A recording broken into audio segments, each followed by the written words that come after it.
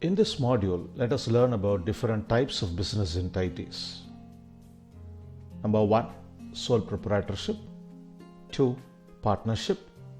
3, private limited company. 4, public limited company. And 5, limited liability partnership. Let us get into each one of this in detail and see how they differ from one another.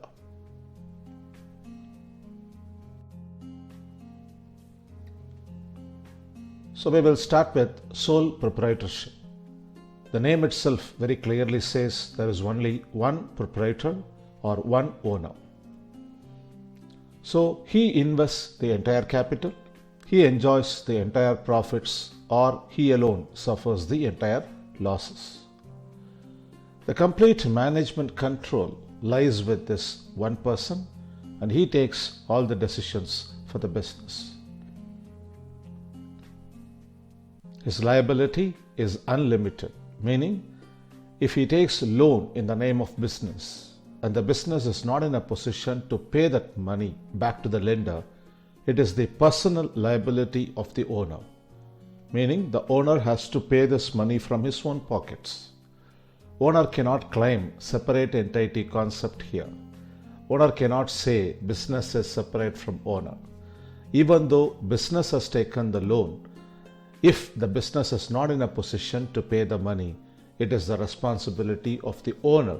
He has to pay from his own assets or his own personal wealth. That is why sole proprietorship is a risky venture, because there is no law that can support the owner in case the business fails to pay the money. Legal registration, no provision. Meaning there is no separate act governing sole proprietorship where you go and register yourself. But it doesn't mean that you need not or should not register at all. Of course, if you deal with goods, you have to register with the VAT. If you are dealing with services, you have to register with service tax authorities. If you are opening a shop and running your business, you have to register under Shops and Establishments Act. These are all various other government avenues available for you to register, but there is no provision for sole proprietorship to be registered. You have maximum flexibility as there is only one person who decides everything.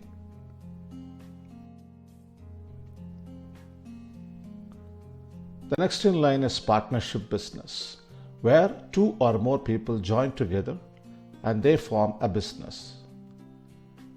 Minimum, you should have 2 partners. Maximum, it can be 100.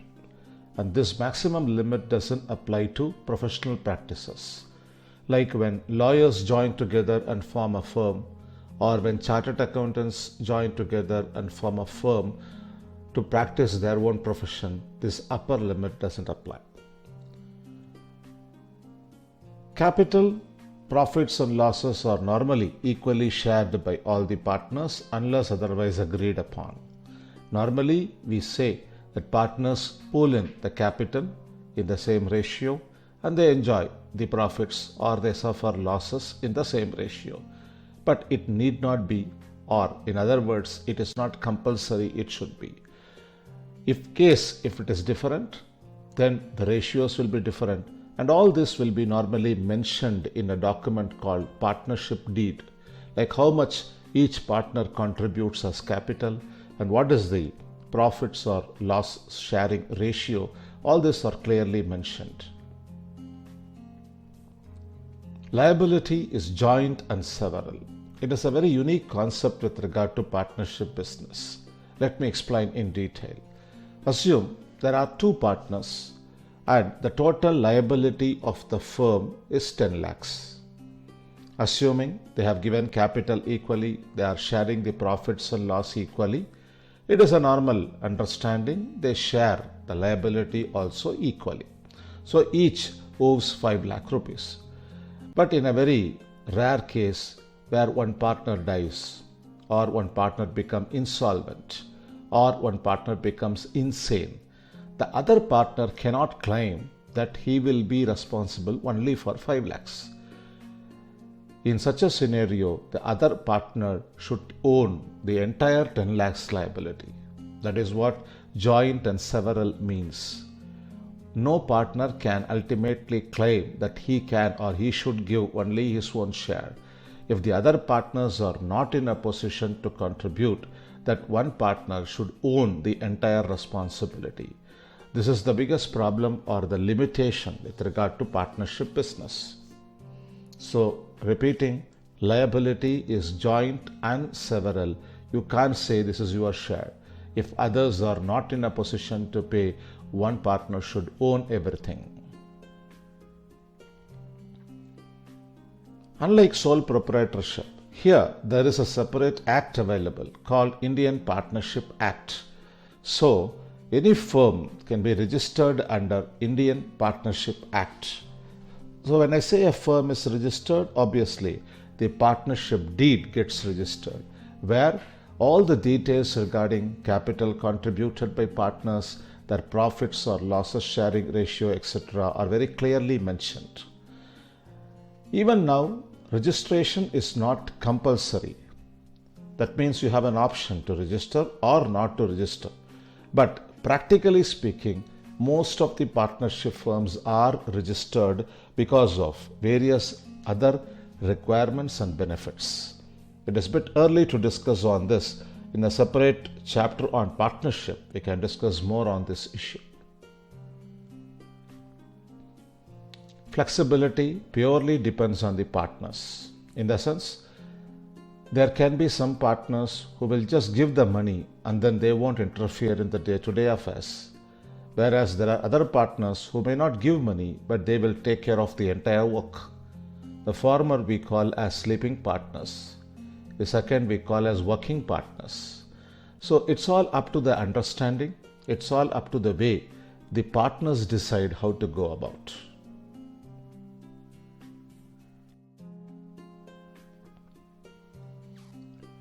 Now let us move on to company form of business, where we will see private limited company. Whenever we talk about company, the owners are called as shareholders. Even though we have mentioned here as members, I repeat, we will use the jargon shareholders. So minimum there should be 2 shareholders and maximum there can be 200 shareholders. When we talk about management control, the capital is contributed as an agreed amount by the shareholders, which may not be the same. A very unique concept in a company form of businesses, there can be n number of shareholders up to the upper limit mentioned here, and each one need not contribute the same amount. So depending upon the amount that they are agreeing and contributing, the management control rests with them. We have a unique concept called shareholding pattern. So depending upon the number of shares or the amount that you have given, you will have the power to run the business. So if there are 100 members with the different levels of shareholding contribution, everyone will have different level of ownership. So wherever there is a scenario arising to manage the business, everyone according to the capital that they have contributed will exercise their right. So we can't say all of them have equal right in running the business. More the capital that they have given, they will have more the shareholding, so more the right to run the business. Liability is limited to the extent of unpaid part of the capital by shareholders. Like our partnership business, here also liability is a bit different and a unique concept. So again, I should explain this in detail. We call this whole sentence in a very simple term as limited liability. What is the meaning? Liability is limited to the extent of unpaid part of the capital. Let me explain in detail. Earlier I said that every shareholder will agree to give a particular amount of capital. He may give it at one shot or he may defer and give it in installments. At any point of time, the liability of a shareholder is limited to the extent of his unpaid part of the capital. So if he has paid full capital as promised, then he has no liability. If all the shareholders have given their share of capital fully, then there is no liability for any shareholder. That means what will happen to the liability of the business if the business is not in a position to pay? It is nobody's liability. That's where this company form of business is very, very advantageous to the members or the shareholders, but very, very disadvantageous to the lenders. Assume a company has got 100 crores worth of liabilities, and all the shareholders have given their capital as promised earlier. If the company is not in a position to pay this liability of 100 crores, immediately the lenders will ask the shareholders, and the shareholders will quote this statement that our liability is limited to the extent of unpaid part of the capital. As we have paid full capital to the business, we have no liabilities. That is why normally lenders never give loans to the company form of business without any collateral security, because everybody knows this concept of limited liability. So the lenders are very clear. They will never give loan to any business, that too in a company form, without taking collateral security from the borrowers. So in case if the business fails to pay the amount, the lenders can always take the collateral security, sell them and realize cash. So to repeat, the biggest advantage of a company form of business is this limited liability concept. Legal registration is compulsory under Companies Act. There is no choice whether we have to or not to. Compulsorily, all form of company should register under Indian Companies Act. Flexibility is comparatively lesser. As the owners are more in number, the number of shareholders are more in number, they cannot come and run the show. So normally what they do, they have a board of directors, they have a top management which will be executing, which will be running the organization. So there will be a lot of rules and regulations, both prescribed by Companies Act and also developed by the business itself. So flexibility will be obviously lesser compared to a sole proprietorship or partnership business. In a private limited company, the ownership cannot be transferred outside. Meaning if there are 20 members or shareholders, and out of that one shareholder is not interested to continue and he wants to move out, he can't sell his shares or he can't sell his ownership to anybody outside. He has to sell it or give it to the other existing members in the group, and then only he can leave. It is a closely held group where outsiders cannot come in. And if somebody inside wants to go out, they can't sell their shares out. They have to give it to the other existing members. This is again a very unique concept to private limited company, which is not there for the next one, public limited company.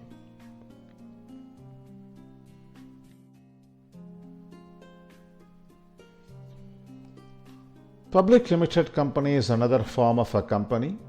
There are few differences between public limited and private limited. Let us see that.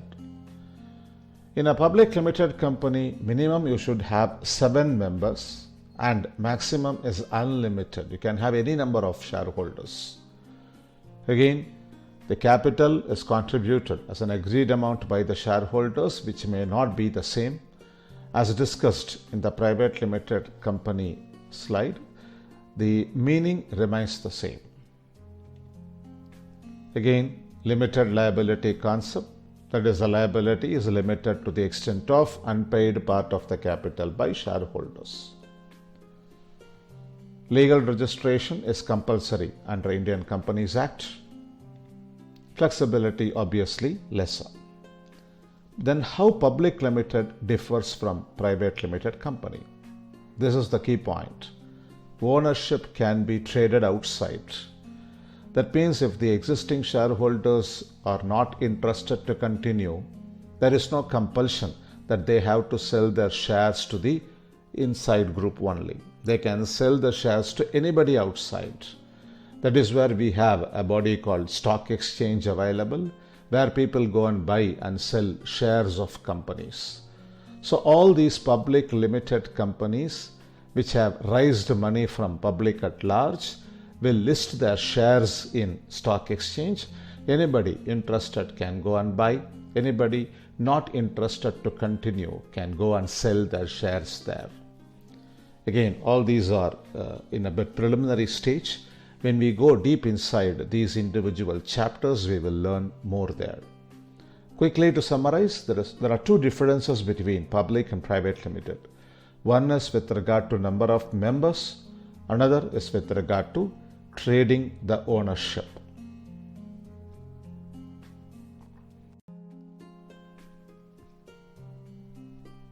And the last comes limited liability partnership.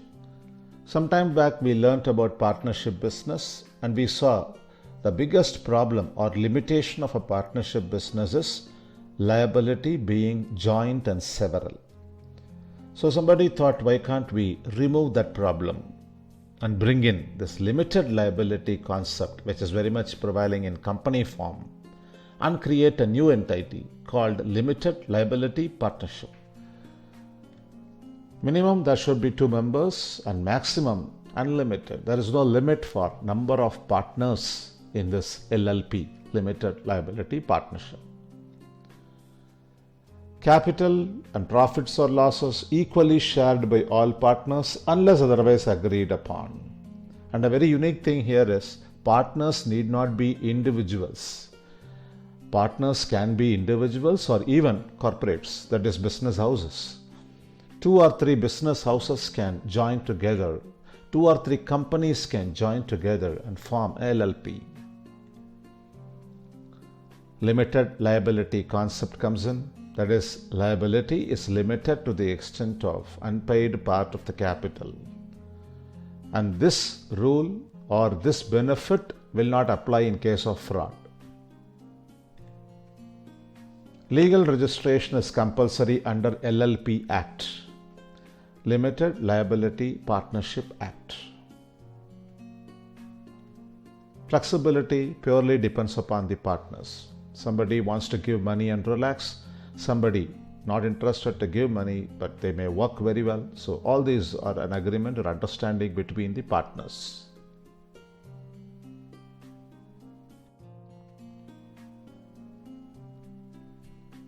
Thank you.